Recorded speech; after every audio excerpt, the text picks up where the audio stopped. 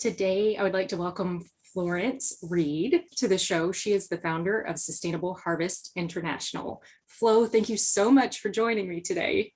It's such a pleasure to be here, and I love your company and what you do, including supporting our work. Yes, absolutely. Could you provide just a little bit of background on Sustainable Harvest International, why you decided to found this organization, and then what it's looked like kind of through the years? Sure. I started Sustainable Harvest really based on my experience as a Peace Corps volunteer in Panama back in the early 90s. I lived in a small rural community there, and I got to see firsthand a lot of the things I had studied in college about tropical deforestation, how the farmers were having to burn more of the forest each year to grow their crops. But what I really came to understand living in this community and working with the farmers was that they didn't want to be using this short rotation slash and burn farming anymore, that what had probably once been a sustainable practice with a smaller indigenous population, more widely dispersed, had become unsustainable, and they were seeing the productivity going down and the land getting degraded. And they were looking for a way to grow more on the same land year after year without having to constantly cut down more of the forest.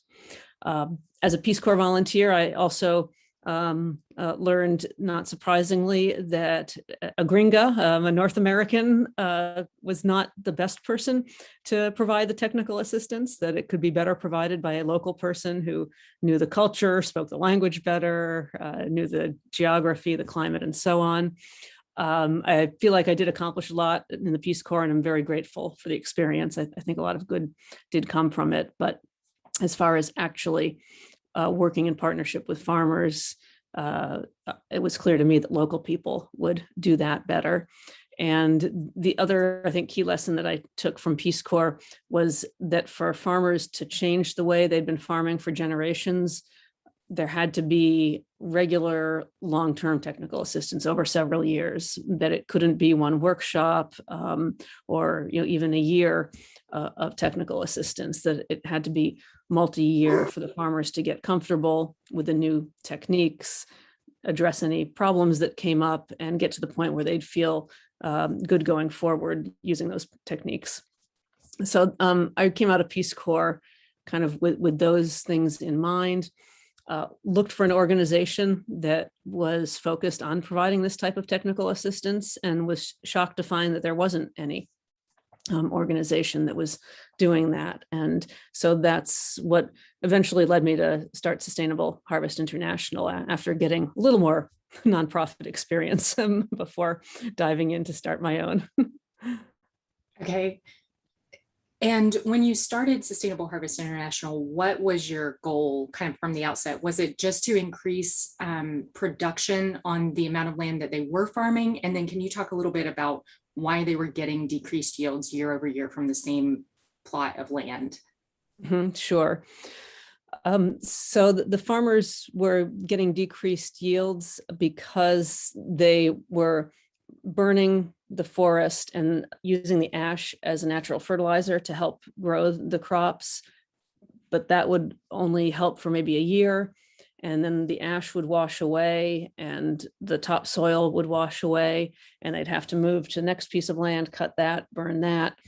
And I think a long time ago, when it was a smaller indigenous population, that they could leave a cleared area in the middle of the forest to recover for 50 or 100 years, and that was sustainable and productive, and they could complement it with hunting and gathering in the forest.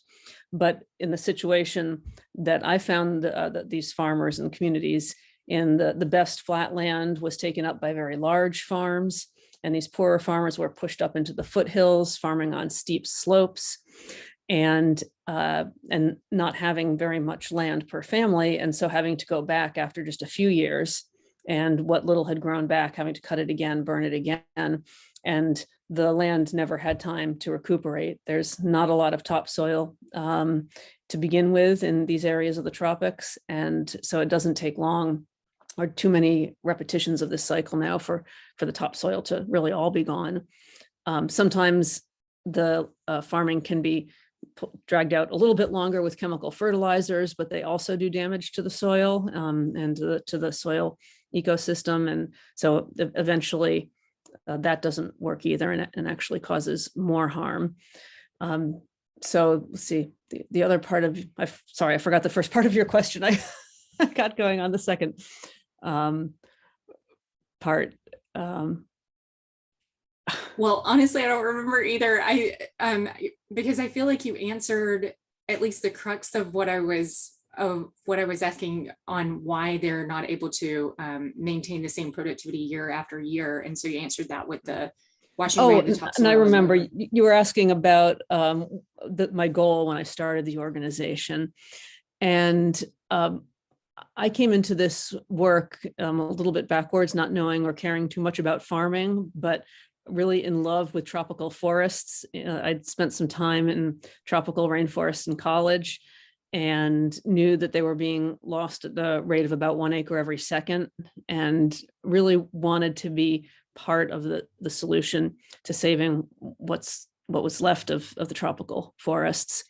And I saw this opportunity in this niche when I was in the Peace Corps of helping farmers to farm in a way where they wouldn't feel the need to burn more forest. When I was in the Peace Corps, I also saw things like national parks with the sign saying that this is a national park and to take care of it. And right behind it was a hillside that had been, the forest had all been cut, it had been burned, and there was corn growing on it. And it was, not that the farmers were bad people, it was that they didn't see any other way to feed their children. And, now that I have a child of my own, I know I do the same thing if I didn't see another way to feed my child. So it was evident that one of the key pieces to preserving the forest was to offer farmers an alternative where they didn't feel that they needed to burn more of the forest and could grow in abundance on the land that had already been cleared. And so that was my goal, starting Sustainable Harvest, to offer them adequate technical assistance to make that transition to sustainable practices where they can grow on the same land year after year after year without needing to clear more forest. Initially, we did not use entirely organic practices. I didn't know enough and wasn't confident enough to say that we were going to do that. I didn't want my own ignorance to risk the farmers' well-being for not producing enough and not doing well in the program. Some of the local staff I hired felt like we needed to use chemical fertilizers and these external inputs to get good productivity. And I went along with that for a few years. But then the more I saw and the more I learned from others, I came to the conclusion, and my colleagues came to the conclusion with me, or helped me come to the conclusion, that the farmers could really get better results using 100% organic practices without agrochemicals. And so eventually we made that decision that each farmer makes their own choices for their farms, but as far as the type of practices that we would promote and we would support, it would only be organic, what we now call regenerative practices, ecologically based practices. Can you speak to what or elaborate on what some of those are? Oh, sure. So some of the practices that we teach are agroforestry practices. So integrating trees in with other crops. A typical type of agroforestry that we promote is something called multi-story cropping or forest farming. And so that's where you might have a top really tall story of trees, like in the forest, things like mahogany, rosewood, these timber trees. Below that, you might have some shorter trees. They might be fruit trees, spice trees, nut trees, trees that fix nitrogen and improve the soil by doing that. It could be trees planted for the wildlife. And then below that, there's usually a shrub layer. In the highlands, it's usually coffee. In the lowlands, it's usually cacao for chocolate. On the ground, you can have other crops that do well in this forest type environment, things like ginger, black pepper. You could have vanilla vines growing up the trees. You can grow orchids on the trees.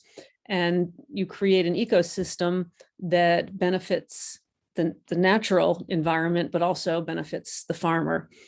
So that's one type of agroforestry system that we promote.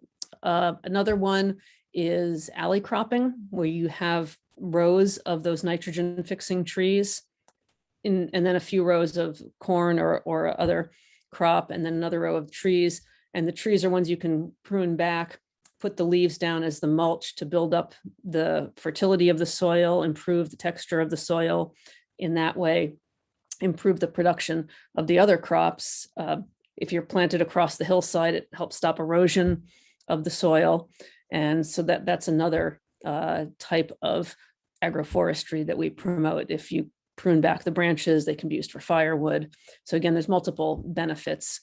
We also teach other ways of preventing erosion. Erosion control barriers could be other crops like pineapple. They could be what we call dead barriers made from rocks, from tree trunks, other materials. Building up the soil can be done with cover crops, with different types of compost, with mulch. We also teach integrated pest management, so natural ways of managing the pests, or sometimes with organic sprays that we teach the farmers how to make from plants that they're growing or that are growing on their land. Well, maybe that's enough for now. Those are some of the techniques that we teach. So a couple more questions just around the soil. Well, I'd like to dive into the soil health and then also into the natural pesticides just a little bit more. So with the soil health and for replenishing micronutrients year over year, and not even necessarily micronutrients, but some nutrients like magnesium, are there any practices is that part of the mulching, or does that come in with some of these organic fertilizers? Mulching is one of the ways. Our primary focus is really on building up the soil organic material, and in that way creating a healthy soil ecosystem.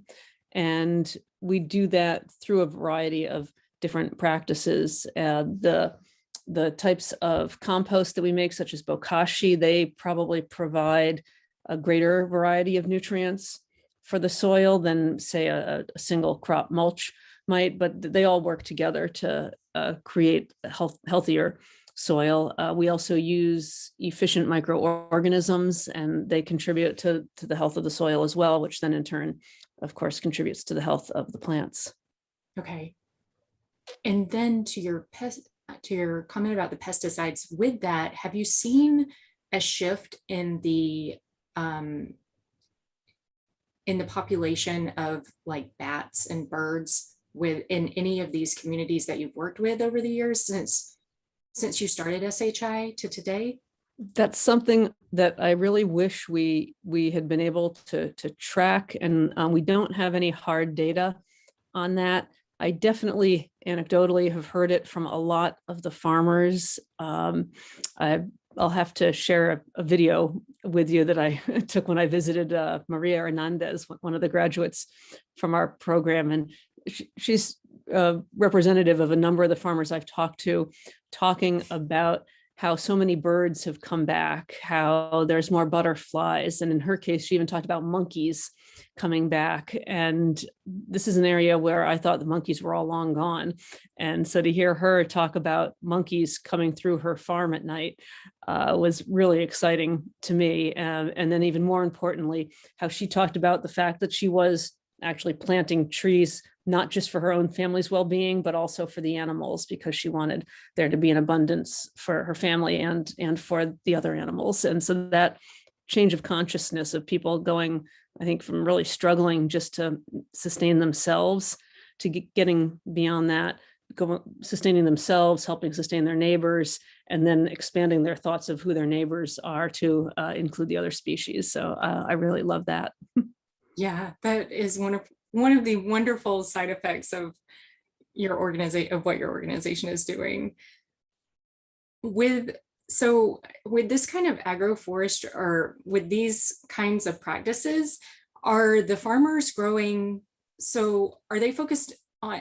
It almost sounds like they could be focused on several different crops. I mean, from rosewood all the way down. Is that really what they're focused on?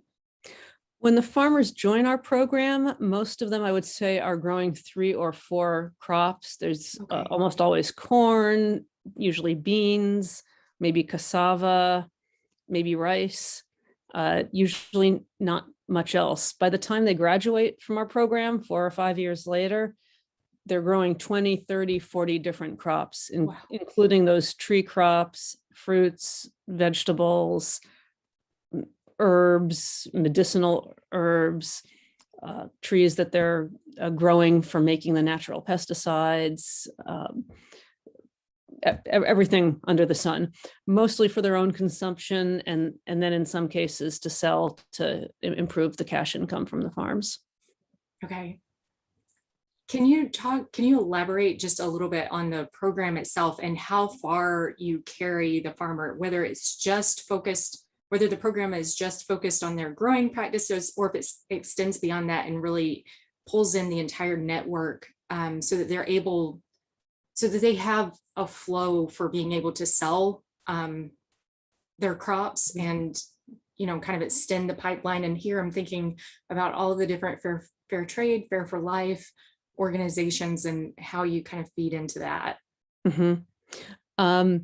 Our program is divided into 5 phases. That starts out just with planning with each family what they want to accomplish with us during the years that they'll be in the program, and actually drawing a picture of their land, what it looks like when they're starting, what they want it to look like at the end. And that helps with the process of thinking about what they want to accomplish. If it's better food, more diversity of food, if it's more income. In most cases, improving their income is definitely part of what they're looking for, if not the primary goal. We start out with more of a focus on growing food for the family, usually, so that whatever happens with markets and other factors, at a minimum, they'll be able to feed themselves well, because markets come and go, but the knowledge to feed yourself is something that can stick for generations. And so we want to make sure that's in place, and also the environmental piece of making sure that it's being done in a way that is restoring and then maintaining a healthy environment for the family and for our planet as a whole. But then as we get further along in the program, the focus shifts more towards growing crops for cash income. And so we do help farmers to think about what crops will have a good market, what crops can they make the most money from. We help them think about how to market, where to market, in some places helping them connect with those markets. To be completely honest, I feel like that's an area where we could be doing more, we could be doing better. I feel like that's the weakest results that we've gotten from our program. And it's an area going forward as we're thinking about scaling up to a much larger impact. I hope that part of what we'll be able to do is roll into that a stronger support for the marketing of the crops.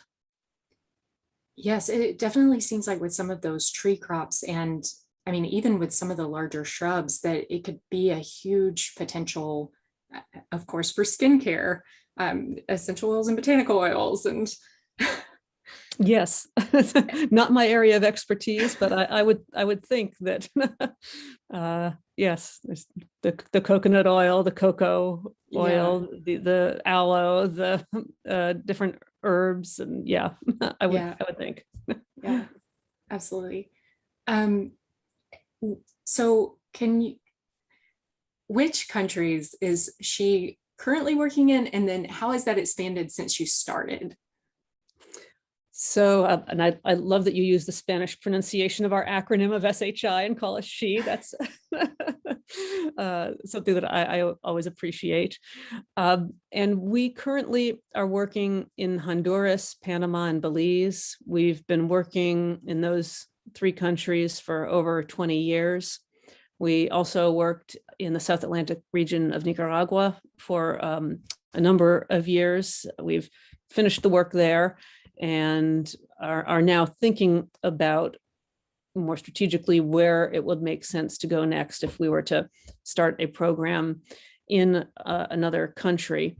And we're thinking about it in broader terms now. For most of SHI's 25 years, we sort of went along, tried to raise a little more money so we could hire one more local field trainer to be working with one more cohort of 30 or 40 farmers at a time, and went on like that. Now we're seeing climate change and biodiversity loss as a real existential threat to humanity that has to be addressed as quickly as possible, not to mention hunger going up again, poverty and migration issues causing so much suffering. And so we're looking at how can we as a small organization leverage our 25 years of experience to have a much broader impact globally. And we set a big audacious goal to impact 1 million farms by 2030. And it will be partly by expanding the number of farmers working directly with us, partly through some innovations, including maybe some business components. And then most importantly, it will be with replicating partnerships.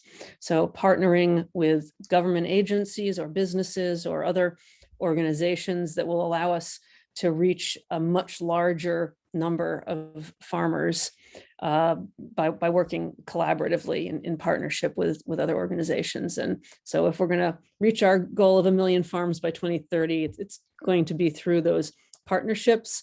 And where we find partnerships that will work for us is going to dictate to a great extent where we go beyond the 3 countries where we're currently working. We're looking at opportunities to expand within those countries and to find replicating partnerships in those countries first. We've heard from government officials that there does seem to be interest in partnering with us. It's very early to say how it will go, but we're hopeful. And then we would expand out from there, looking at where else strategically it would make sense for us to work in Latin America and the Caribbean. And then beyond that, maybe start even looking beyond to other regions like Africa and Asia. Okay, wow. So another question on this, but prior to the pandemic, she was offering opportunities for people to volunteer to kind of be on site and working on some of these farms. What did that look like? And then are there plans to, or has it already started back up since since restrictions have lifted? I guess I should put it that way. Things are still a little uncertain in some of the countries where we work. They're seeing another surge, and so things still feel a bit uncertain. Prior to the pandemic, we did offer volunteer trips every year for people to go and spend some time in the communities. I think we had as many as 7 trips a year at one point. It's sort of the peak of the volunteer trips. It's had ups and downs, but I have felt like it's important since the very first year to, at a minimum, offer donors the opportunity to go and see firsthand the transformations that they're making possible. And so for accountability, I feel like that's really important. But we had other staff that really grew it beyond that and offered as an opportunity for young people to just expand their understanding of the world and how most people live and how we're all connected. And what many people lack in other countries that we take for granted here, or things that they have in other communities and other countries that maybe we've lost in our culture. And so we found a lot of value in that, and it offers the volunteers a pretty unique opportunity, I think, to be welcomed into a remote rural community in Central America, almost as if they're part of the family, because sustainable harvest becomes part of the family when our local trainers are visiting every week or two. And the farmers often do refer to our local staff as part of their family. And so then by extension, the volunteers get that same opportunity that would be very hard to get otherwise. Honestly, American volunteers are not the most effective farm workers as far as getting the work done, but there are always opportunities where extra hands are helpful. And most importantly, it's an opportunity for the farmers to show off the incredible work that they're doing and the transformations that they're making on their land. And it facilitates just more interaction between the volunteers and the farmers, which is enriching on both sides, I think. And so that's the main reason that we have the volunteer trips, for the enrichment of the people involved, both the farmers and the volunteers. Okay. And I do hope we will start the trips up again soon. As I said, there's still some uncertainty. Our board of directors usually does a trip every year, so that the board can also stay grounded in the real work happening on the ground on the farms. Last year, it was decided that it wouldn't be safe to do that. We had a board meeting just recently, and that was a topic of discussion as to whether the board members or some board members will go in February, when we usually go, or another time, and how we'll decide and where we'll go. We usually try to go to one country each year so that they all get a chance to spend time with the board. And it's a topic being given a lot of thought right now. Okay. Another question, going back to the productivity of the farms, how, so I'm just wondering how much the productivity grows kind of compared to initially when the farmer first joins compared to at the end. Like, do they often comment on that? Yes, they definitely comment on seeing the productivity increase many fold. Okay. The farmers talk about having their income be as much as 8 times what it was. Oh, wow. Okay. Before they start in the program. And then they talk about how they have more money because they're not having to buy food for the most part anymore, that 90% of what they eat or more, they're growing for themselves. They're not having to spend half of what they make from their farm on buying chemical inputs because they're making all their own fertility with what they have on the land now. So that definitely is one of the key reasons I think that farmers want to get involved with the program. It's why we've gone back to do a survey many years after families have graduated from the program and found that 91% are continuing to use the practices they learned during the program. And I don't think that's very common with international development work, because I don't think usually the adequate time is put in for people to become successful and confident enough to continue on their own. And what's been particularly exciting to me recently is I've found some Instagram accounts of these great young farmers in countries where we work. And I've reached out to see if they'd like to get in touch with our local staff, and they've written back and said, oh, my parents graduated from your program. That's why I'm studying agronomy. That's why I'm farming. That's why I have a tree nursery. So that Wow, we're having the multi-generational impact that I always hoped we would and thought that we could have if we put in enough time working with each family. okay. Another question around this. So we've spent the time talking about the plants. Is this a full ecosystem? Is there also poultry involved and that kind of thing for replenishing the soil as well?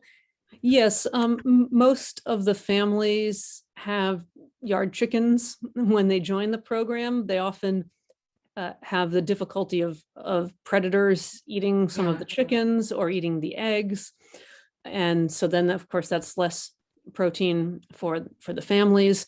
So we help with some projects like chicken coops so that the chickens have a safe place to roost at night when they'd be most likely to get eaten by predators. It also means that more of the manure collects in one place underneath the coop where they're roosting, and that can be used as part of the production of the natural fertilizers. We help some of the families with fish ponds. Again, it's another source of protein. We do encourage a lot of plant-based eating, but when you don't have refrigeration, and there are many reasons why the plants that you're storing might not make it for a family's well-being, it's really important to have other options such as eggs from the chickens or fish from the fish ponds, so that they can be ensured of some protein in their diet year round. And it is part of that ecosystem. The fish manure also goes with the water into the rice paddies and helps to fertilize the rice paddies. And so it is all part of a healthy ecosystem. We usually discourage cattle, which we don't feel are suitable to the ecosystems where we're working, that would naturally be forest in general, but smaller animals like chickens, fish, iguanas, sometimes pigs, goats. Those are the primary animals that families in our program work with. Okay. One more question about so just thinking in terms of the longevity of the food and maybe them needing to grind their own flour or this kind of thing for many of the crops, is that something that she is also involved in, and how to make the food suitable for long-term storage? Mm-hmm. Yes, we do a number of sort of homestead projects as well as the ongoing work with growing the crops. And one of the more common ones is teaching the families how to build silos. Okay. Just simple silos with sheets of metal Yeah. and ways like that, as well as others for storing some of the crops that they're growing. We help them to make simple solar dryers as a way of preserving the crops for storage as well. And some of the other homestead projects include, this is getting away from the food storage, but just to mention them, things like composting latrines for better sanitation and as a way of fertilizing some of the tree crops. And wood conserving stoves is one of the most popular of those projects, since the families often are cooking over an open fire, which uses a tremendous amount of firewood and makes the house very hot. And so we teach them how to build a simple wood conserving stove that's enclosed, keeps the fire enclosed, keeps the heat in. It uses about 1/3 the firewood of the open fire. It's much cooler to cook over. Oh, and it eliminates the smoke that the person cooking, usually the woman, would otherwise be breathing all the time. Millions of women around the world die every year because of complications from smoke inhalation from cooking over open fires. And so these help with the environmental aspect and also with the health aspect. Okay. Well, thank you for talking a little bit more in detail about that. Another question regarding, so in the areas that you work prior to she moving in, was sugarcane, or is, well, it could still be a question today, is sugarcane a common crop that's grown on this land? Sugarcane is certainly grown in all of the countries where we work. Some of the families in our program will have small patches of sugarcane. With it, they'll usually squeeze the juice out of it with a trapiche, a handmade device that is turned sometimes by hand, sometimes by a horse, to squeeze the juice out of the sugarcane to then be boiled down to then make the panela, cakes of brown sugar. And we certainly work with the farmers on keeping that as part of their farm if that's what they want to do. I know where we've begun working in Belize in recent years. We used to work in the southern part of the country, and then a few years ago moved to working in the northern part of the country, where sugarcane is a big industry, but it's having a very hard time. And so the National Sugarcane Growers Association has actually approached us to ask about partnering with them to work with the farmers in their association to help the farmers diversify and shift to an agroecology approach to farming that will restore the land and offer them better prospects for the future than they're seeing in growing sugarcane alone as a monoculture. Okay. Yeah, so the reason for asking specifically about the sugarcane was just because that's one of the crops that is ripened with glyphosate. And so that's kind of where I know that would be against cheese practices since you guys are promoting organic, but is this We one do of the not like things? glyphosate. So Sorry, can you, Monsanto, or whatever you're calling yourself now. so can you maybe speak to that about how you've reduced the use of glyphosate on these farms that, or in these countries that you've moved in and started working with? Well, we teach the farmers alternatives that cost less, that don't bring the health risks, and that get better results. And so in the case of weed control, that can be, instead of slash and burn, slash and mulch. So clearing by hand, but then leaving what's cleared on the ground, which then prevents the weeds growing up through the mulch, or shifting to other growing systems that naturally can control the weeds that would be growing otherwise. Okay. And for that, is it, how hard is it to find seed? And here I'm thinking about corn, how much of the corn is already genetically modified? Like how hard is it to find seed for these farmers initially? And can we talk just a little bit about the seed saving training that is part of this?